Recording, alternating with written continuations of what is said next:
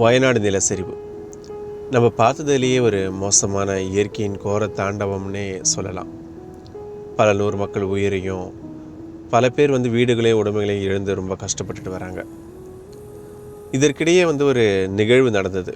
அதை பற்றி உங்ககிட்ட சொல்லலான்ட்டு தான் இந்த வீடியோ. ஒரு மூதாட்டி அவங்க பேரப்புள்ள மகளோட ஒரு வீட்டில் வசிச்சுட்டு வராங்க. இரவில் இந்த நிலச்சரிவு வரவும் அவங்க வீடு இடிஞ்சிடுது.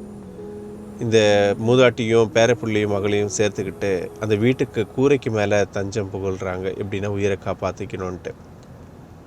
அப்படி மேலே ஏறி போகும்போது இன்னொரு வீடு அந்த மண் சரிவில் இழுத்துட்டு வர்றது இந்த மூதாட்டி பார்க்கவும், பேரப்புள்ளையோட கையையும் மகளையும் இழுத்துக்கிட்டு தண்ணியில் எகிரி குதித்து நீச்சல் அடித்து கரை சேர்றாங்க.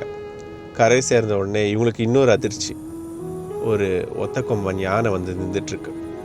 இதை பார்த்த உடனே இவங்க பயப்படுறாங்க.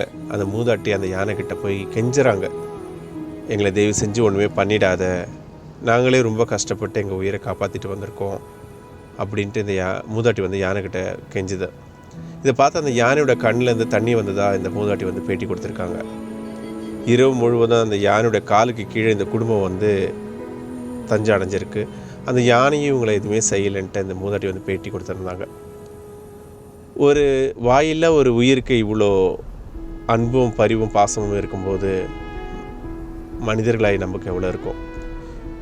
இது போன்ற இயற்கை பேரழிவெல்லாம் ஏற்படும்போது எத்தனையோ மாவீரர்கள் ஒரு உயிரையாவது காப்பாற்ற முடியாதான்ட்டு போராடுறாங்க. இராணுவமாக இருக்கட்டும், போலீஸாக இருக்கட்டும், மருத்துவம் சார்ந்த துறைகளாக இருக்கட்டும், தன்னார்வ தொண்டர்களாக இருக்கட்டும், ஆம்புலன்ஸ் ஓட்டுநர்களாக இருக்கட்டும், இவங்களுக்கெல்லாம் ஒரே எண்ணம் தான், ஒரு உயிரையாவது காப்பாற்றணுன்றது மட்டும்தான். இப்பேற்பட்ட வீரர்கள், மாவீரர்கள் அனைவருக்கும் என் வாழ்த்துக்களும் பாராட்டுக்களும். நான் உங்கள் ஷைன் பிடி.